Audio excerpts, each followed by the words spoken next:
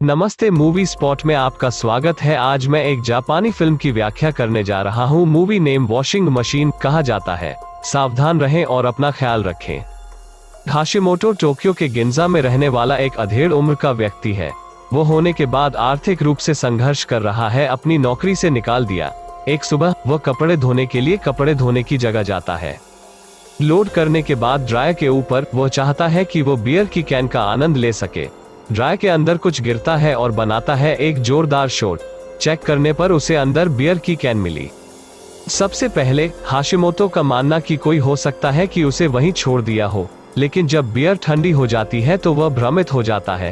पुराना जगह का क्लीनर लापरवाही से उससे कहता है कि ड्रायर सबकी इच्छा पूरी करता है।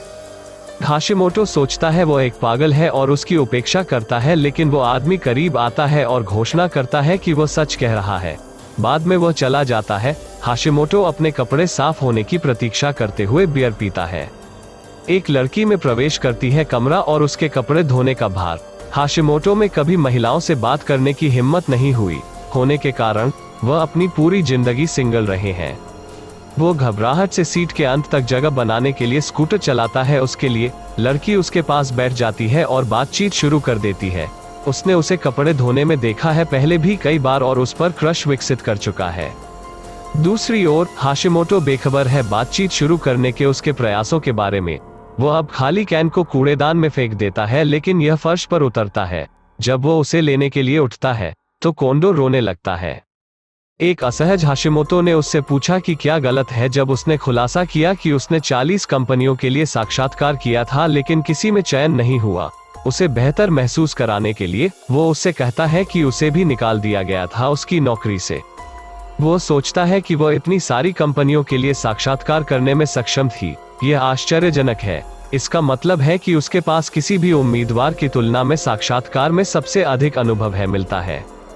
चैट के बाद लड़की अपनी स्थिति को अलग तरह से देखने लगती है। वो उसके लिए धन्यवाद अच्छा होने के बावजूद वो सिर्फ एक अजनबी है। उसके बाद वो अपने कपड़े बाहर लाता है और उसकी विदाई की कामना करता है। जैसे ही वो जा रहा है, लड़की खुद को कोंडो के रूप में पेश करती है। मुठभेड़ के बाद हाशिमोटो खुशी खुशी घर लौट आया। रात में उसकी माँ उसे फोन कर बताती है कि उसके पिता अस्पताल में भर्ती कराया गया है।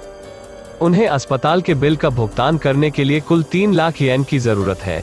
जिम्मेदारी हाशिमोटो पर आती है, लेकिन उसके पास न तो नौकरी है और न ही बचत। फिर भी वादा करता है उन्हें पैसे भेजने और जल्द से जल्द उनसे मिलने के लिए। वो कपड़े धोने की जगह पर लौटता है। अगली सुबह वो लगभग निश्चित है कि बूढ़ा कल से झांसा दे रहा था, लेकिन वो अभी भी चाहता है सिद्धांत का परीक्षण करे।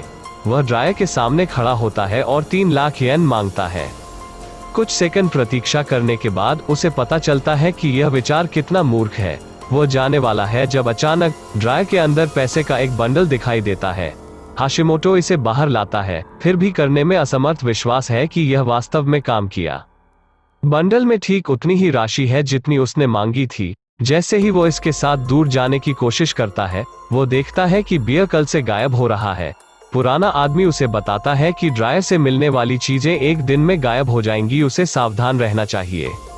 हाशिमोटो ने उसे धन्यवाद दिया और बाहर भाग गया। वो कोंडो से टकराता है। फिर कौन उसे बताता है कि उसे अपने जीवन में पहली बार दूसरे साक्षात्कार के लिए आमंत्रित किया गया था।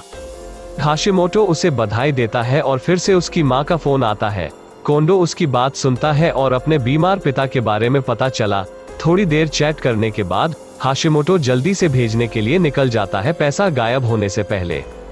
उसके बाद वो वापस लौट जाता है कपड़े धोने की जगह। फिर से वह जीवन में अपनी सभी समस्याओं को हल करने के लिए इसका उपयोग करने की योजना बना रहा है। इस बार वो एक अच्छा सूट मांगता है जिसे वह नौकरी के लिए साक्षात्कार के लिए पहन सकता है। वो साक्षात्कार के लिए जाता है। पूरे दिन कई कंपनियां। हालांकि जब वो घर लौटता है तो उसे कंपनियों से पत्र मिलते हैं, उसे सूचित किया कि उसका चयन किसी में नहीं हुआ है। उनकी आंखों के सामने सूट भी गायब हो जाता है। विफलता के बाद हाशिमोटो को पता चलता है कि अब उसके पास असीमित धन का स्रोत है। उसे नहीं करना चाहिए नौकरी की तलाश में अपना समय बर्बाद करें। इसके बजाय उसे अपने जीवन का पूरा आनंद लेना चाहिए। इतना अगली सुबह वह सुनिश्चित करता है कि कोई भी आसपास न हो और एक आत्मविश्वासी और सुंदर लड़की की कामना करता है। उन्होंने आगे कहा कि लड़की एक मॉडल की तरह सुंदर, सभी से ईर्ष्या करे। ऐसी ही एक लड़की बाहर निकली। ड्रायर हाशिमोटो को उसकी सुंदरता से मंत्रमुग्ध कर देता है। वो करीब आता है और उसे अपने घर आने के लिए कहता है। हालांकि पहली डेट पर इतना बोल्ड होने पर लड़की उसके चेहरे पर थप्पड़ मार देती है। वो बाहर तूफान हाशिमोटो दंग रह गया है। अपनी गलती से सीखने के बाद वो एक के लिए पूछता है। प्यारी और चौकस प्रेमिका जो सुंदर है और जो उससे बहुत प्यार करती है के साथ एक खूबसूरत लड़की कहा गुण ड्रायर से बाहर निकलते हैं। लड़की उत्साह से उसके साथ डेट पर जाने के लिए तैयार हो गई। उसकी राहत के लिए बहुत कुछ वो उसे खरीदारी करने के लिए ले जाता है और ड्रायर से पैसे का उपयोग उसे सब कुछ खरीदने के लिए चाहता है। यह पता चला है कि ड्रायर द्वारा बनाए गए मनुष्यों को उनकी उत्पत्ति का कोई अंदाजा नहीं है और सोचते हैं कि वे असली लोग हैं। दिन के अंत में हाशिमोटो उसे अपने घर वापस लाता है। फिर भी वो उसके करीब आने से डरता है, इसलिए वे पूरी रात बात करने के लिए तैयार हो जाते हैं। हाशिमोटो की हथेली को देखकर लड़की टिप्पणी करती है कि उसका जीवन बहुत छोटा है। वो अचंभित है टिप्पणी द्वारा, लेकिन इसे अनदेखा करने का फैसला करता है। सुबह में वो अंत में पर्याप्त साहस जुटाता है उसे चूमने के लिए झुक जाओ, लेकिन वो उसके ठीक पहले गायब हो जाती है।